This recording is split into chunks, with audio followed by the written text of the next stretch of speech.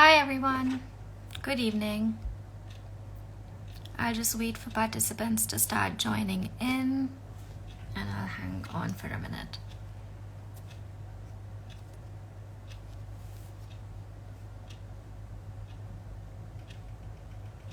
Hi Prakash, thank you for joining us. Simrit and Achi, Mihir. Thank you everyone for joining. We'll just wait for around 30 more seconds to see who else can join us this evening for our session on financing your education abroad. For everyone who is here, my name is Varnika. I'm a senior editor with Reach IB.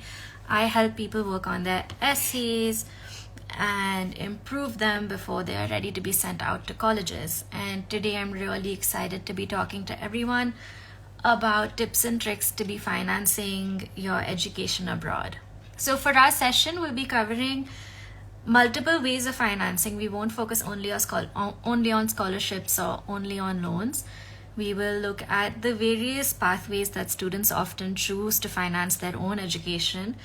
And we will have a global perspective in mind. We'll look for ways to finance within our country and outside our country, and also look for financing programs across the world. So Europe, US, UK will be the education destinations that we'll be looking at.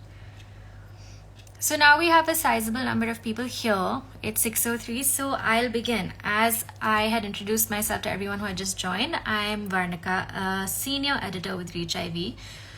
And today I'll be talking about ways to finance your education abroad.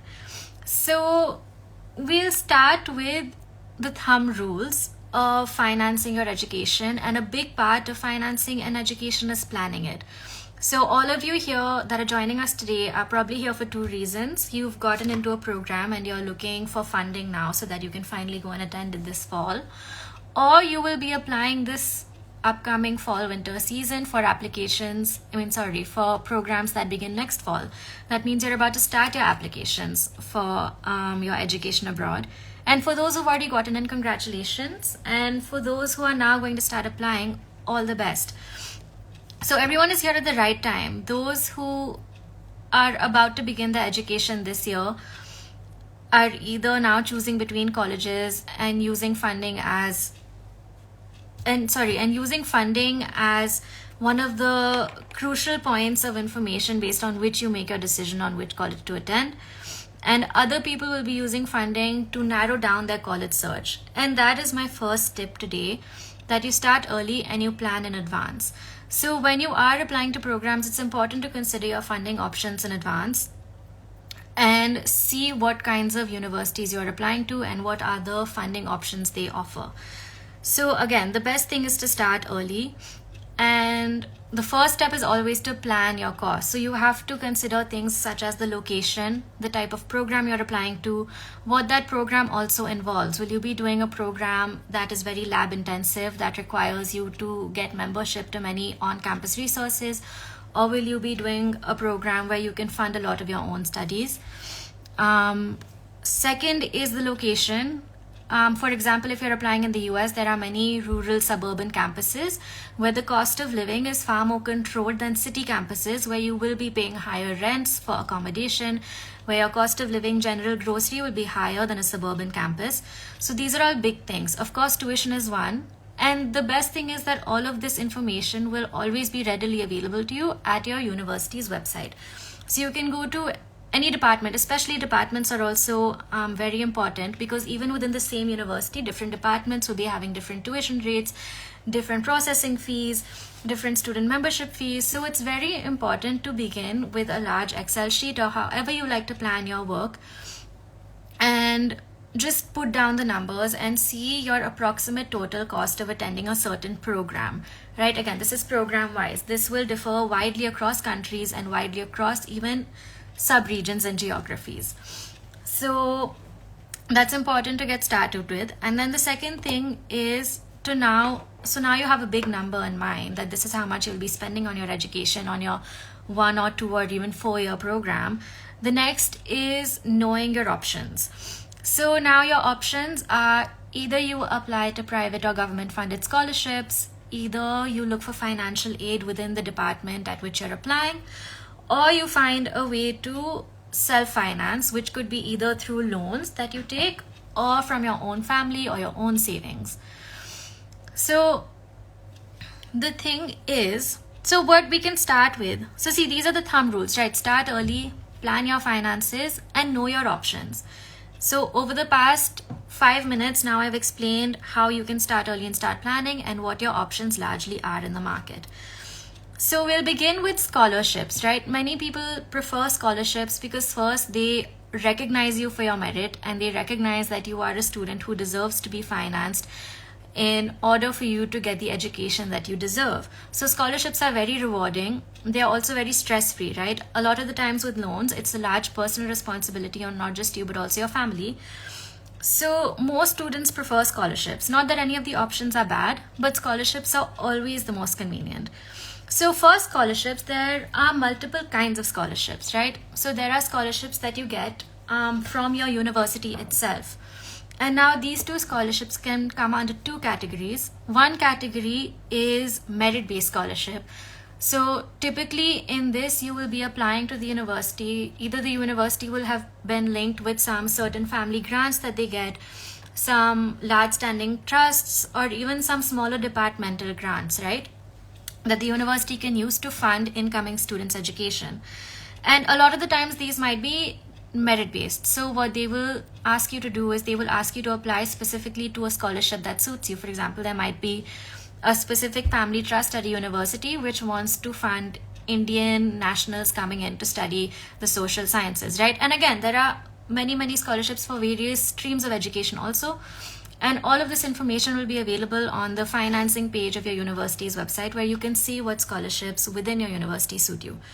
So in these scholarships, there will be applications that you have to fill, and many a times this will also just be a part of your application. When you're filling your regular application to university, it'll ask you for a small option and it'll say, would you like to also apply for scholarships? And then you can just select that on your regular application, and that application will be sent to the trust's managing body, which will manage what kind of scholarships they want to be giving out that year.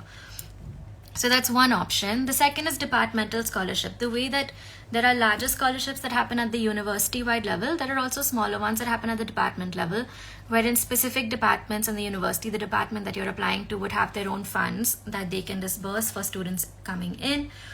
And again, there's the same thing. So either you send a separate application for that, or you can just tick an option within your general application to the university that says that you'd like to be considered for scholarships. So always be mindful of this while submitting your applications, and also now be mindful of all those scholarships which ask you to apply additionally. So you may have to send a whole new application for that, or you might have to just write an additional essay as a part of your general application.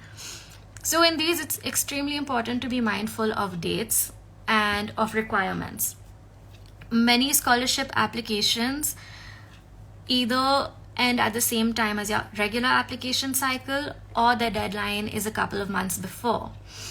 So here again, this is where your planning comes in. You have to know in advance what all scholarships you are eligible to apply for, what all scholarships are suitable to you, and you should know your deadline so you can start applying to them alongside your regular application process. Now there are also, so similarly, these are all university linked scholarships, as in they are scholarships that you can get through your university or through your department. Similarly, there are privately funded scholarships or even government funded scholarships. So some example of privately funded scholarships for Indian students going abroad are the Tata scholarships, the KC Mahindra scholarships. There is the INLAX Shivdasani Foundation, and there's also the Narottam Seksaria scholarship. So these are all large philanthropic bodies that are invested in funding Indian students' education abroad. And even if you do a quick Google search, you will find all of these scholarships. Many times these scholarships are also listed on university financing pages, so you will be able to find them. And all of these scholarships have their own separate applications with their own timelines and their own requirements. Many of these are extremely competitive, so you have to plan in advance and you have to give it a lot of time, and you do have to invest a lot of your efforts into applying for these scholarships. There will be essay rounds, there will be interview rounds. So it's helpful to do your research for them. It's helpful to reach out to people who have been recipients or applicants to these scholarships, and it's helpful to give it your best. But the best part about so many of these scholarships is that they are very comprehensive. They not only cover your tuition, but they will also cover your living expenses along with, say, your travel expenses. So that's one option, the private scholarships. And then the third option within scholarships. So now we've covered university scholarships or department scholarships. We've covered private scholarships. And now the third option is government scholarships. So there are a few governments that are also willing to fund incoming students to allow for a cultural exchange and an exchange of knowledge between two countries. So some very popular ones are the Fulbright Trust. So the Fulbright scholarships are also government linked that helps Indian students go to the US. There is an Indian-Canadian Association also that funds some Indian students who wish to go to Canada for their studies. And then for the Europe, there's also the Erasmus scholarship. So the Erasmus is also a fully funded program. And again, all of these can either be partially funded, wherein they give you some amount of a grant that you can use towards your tuition, or they can be fully funded scholarships like the Fulbright, where they again take your entire expenses upon themselves and they fund you to go and study at a university of your choice if it falls under the ambit of that scholarship.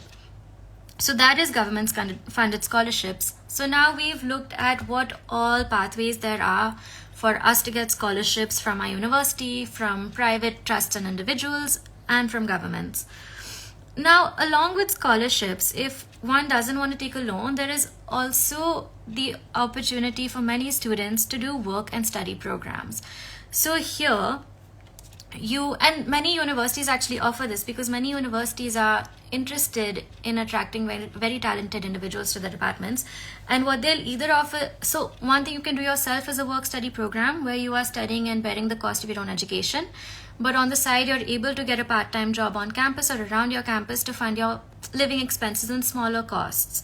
And if you do well, perhaps you can even cover your tuition. That's not unheard of. Many people are able to earn a substantial amount.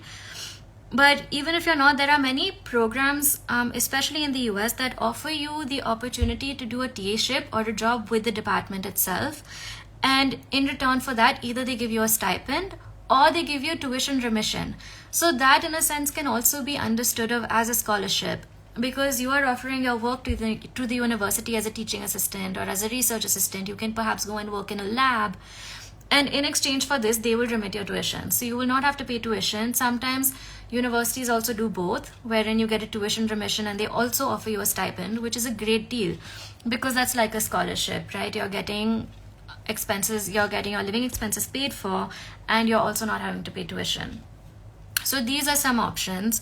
Then additionally, another sort of funding that many students are able to get. So this happens, for example, at universities in the UK.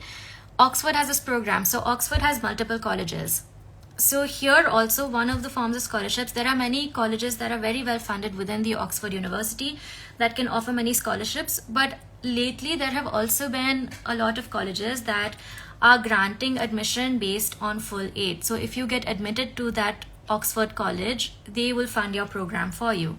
So these are also available. It's important again to do your research and know that how many colleges will fund the program that you are studying for, right? There might be some programs that are funded and some that are not by certain Oxford colleges. So it's important to keep your eye out and especially to ask around, right? Ask alumni which colleges are better funded than others, because ultimately when it comes to getting a scholarship and when it comes to getting departmental funding, the most important thing is how well that department is funded. So even in the US, you will see that many heavily funded private universities will be able to offer you better scholarships and better grants for your work simply because they have more money to give. So that is an overview of all of the scholarships and ways to finance your education through your university or through your department. So, and this is also primarily for master's students. For undergraduate students, there is another great thing, which is called need-based aid. So this is financial aid, and this is not a merit-based scholarship. So financial aid is when a university assesses you and your financial condition and makes a decision on whether they think that you are capable of financing your education or not. In cases when you are not, they will, without any other considerations, be willing to fund your education for you. This happens often at the undergraduate level, where university applications are need blind. So you can apply to a university and stand an equal chance of getting in no matter your financial condition. But in the event that you are accepted, and in the event that you can physically not afford to pay for that education, the university will cover all of your attendance costs. This happens at MIT, Harvard, and many well-funded American universities, where you can get a need-blind admission and get full need-based financial aid. So many students, Reach IB has found that almost over 50% of students at such big colleges are able to get need-based financial aid. So these are our options now for both masters and undergraduate students who wish to get scholarships from their department or from private and government bodies. The other way of financing your education, which is outside of your merit-based or your need-based condition, is through loans. So many students opt for loans because scholarships are extremely competitive. Also, scholarship timelines are very confusing. It needs a lot of planning in advance. And sometimes it's simply not possible while you're also doing your applications. And many students are also in a position, as in they are further ahead in their career, and they are able to take on the financial responsibility of a loan. So there are multiple kinds of loans that you can take. You can take an education loan, you can take a personal loan with your family, and also even within loans, you can take an education loan through banks in India, you can take education loans through banks, international banks, and there are many alternative banking institutions also that offer education loans. And there is also a type of loan which is a university linked loan. So again, you must do your research on this and see if the departments that you're applying to offers these university linked loans where the university itself is linked to financial institutions and they will give you an education loan at a lower interest rate. And in these cases, it's useful to opt in for that kind of an arrangement because in the longer run, your loan will be a large amount to cover your tuition at least. And in the larger run, even saving 1 or 2% in your interest rate will help you save thousands of dollars or pounds or lakhs of rupees. So that is a very useful thing, a university linked loan. Even in loans, there are multiple types. So even we had a question today that we received on our Instagram story, and that was asking about collateral free loans given by Harvard. So basically, even through all of these alternative banking institutions and even through universities, it's possible to get loans without collateral. So we can't certainly say whether Harvard does this or not, but it is possible to get loans without collateral. That means that if you don't have a large asset to exchange for the loan amount that you get from a banking institution, what you can do is you can sign up for a loan without collateral, and that will charge a higher interest rate and the principal amount will be larger, but you will not have to risk any of your personal assets in the case that you're not able to pay off your loan. So one institution that does this is Empower. Empower is an educational loan lending institution. International banks that do this, other banks that also offer education loans at competitive rates are Prodigy Finance. Within India, you should just reach out to your banking partner, whom you might be a member of, and ask them what their options are for education loans. So these are some ways in which you can finance your education. And in the case of, so many people also do this, wherein they use multiple of these pathways, right? Sometimes scholarships just don't cut it, and sometimes a loan is a huge amount to take and one is not willing to take a loan that large. So in that case, you should combine many of these financing options, right? You should look if you can finance your own education, if you have enough savings, how many savings your family has and how much they're able to put towards this education. So you should explore that option. You should explore the loan as well and see if you can get a nominal loan account to maybe pay for one part of your tuition, and if you can get a grant or a fellowship or a scholarship to fund the rest. So it's very helpful to kind of just, flail and throw your hands everywhere and see what all you can get. Even for scholarships, right? There are many scholarships available in the market and available with universities. And the best way to get success is just to apply widely. The best thing about scholarship applications also is that they are cost-free. Unlike our university applications, scholarship applications, you can submit without having to pay a fees. So you should just apply widely and use your time wisely and try and reach out to as many funding bodies as possible and see if they can fund your education. And the best is just to match all of these options and use multiple ways to finance your education so you're not overly reliant on one thing. Of course, that's unless you get a full ride or a full scholarship to your institution of choice. So that is an overview of all of the ways in which we can finance our education. And now we have a couple of people here. Hello to everybody. So I wanted to open the floor for some questions too. Earlier, I addressed a question on collateral-free loans. And if there are any other questions anyone has, I would be happy to answer them. More importantly, also, I'd like to share with everyone that it is not at all possible for me in this one session to give you an overview of all of the scholarships and all of the loan types available.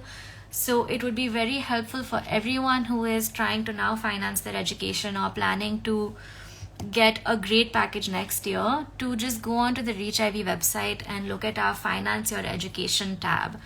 It's right there. As soon as you open the website, you'll see a large option for Finance Your Education, which has a lot of useful information on the kinds of scholarships available for Indian students, undergraduate and master's students. So that will be a very useful resource. And also equally important is your university itself. You know, many universities, once they give a student an admission, they don't want to leave the student, right? Because even they are giving admits to limited seats.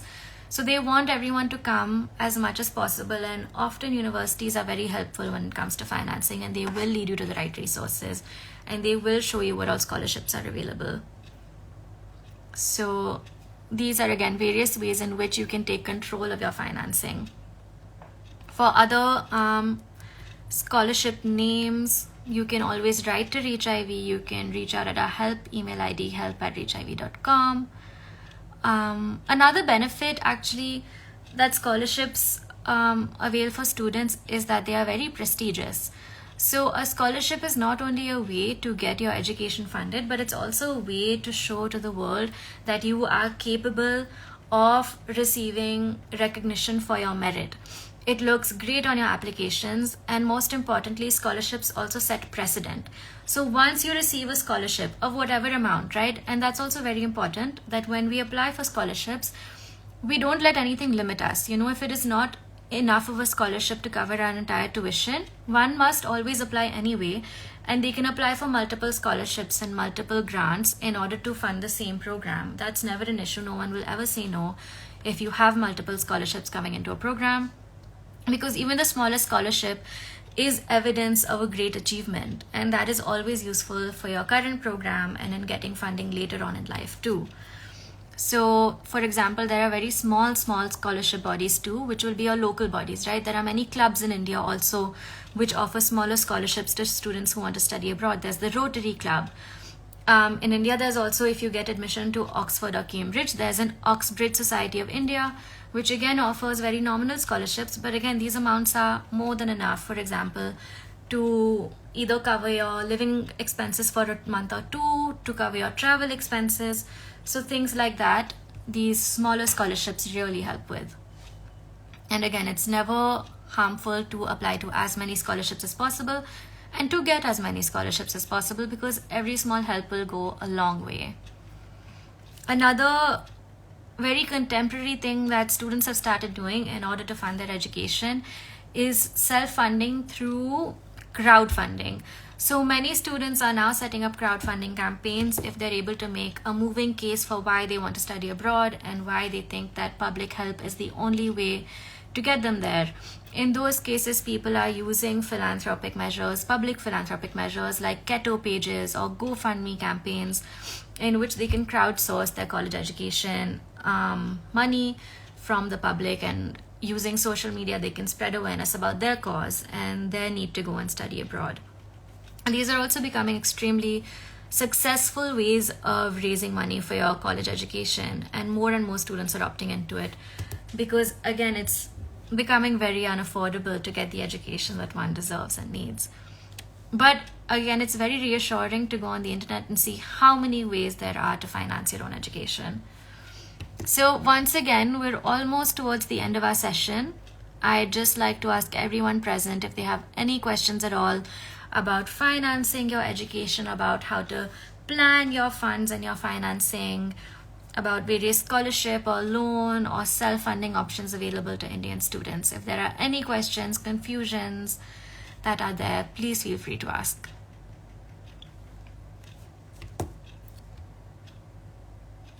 I'm just waiting. So it seems like there are no questions. I could go on and on in listing all the scholarships available, but that won't be necessary because the Reach IV website has a very long list of scholarships that you can look at to see if you're eligible to apply for them or not. And after that, if you have any more questions, if you need any more resources to plan your finances for your college education abroad, please feel free to reach out to Reach IV. You can go to our website, you can email us, you can even DM us on Instagram, whatever mode of communication you prefer. And if you have any last questions, you can go ahead and put them in the comment box below. And if there are no more questions left, then I will sign off. Thank you everyone for joining in. Please reach out with any questions you might ever have, and all the best for either finding your funding this year or for your college application cycle next year, and for financing your education abroad. Thank you so much everyone for your attendance today, and we hope to hear from you soon. Thank you and goodbye.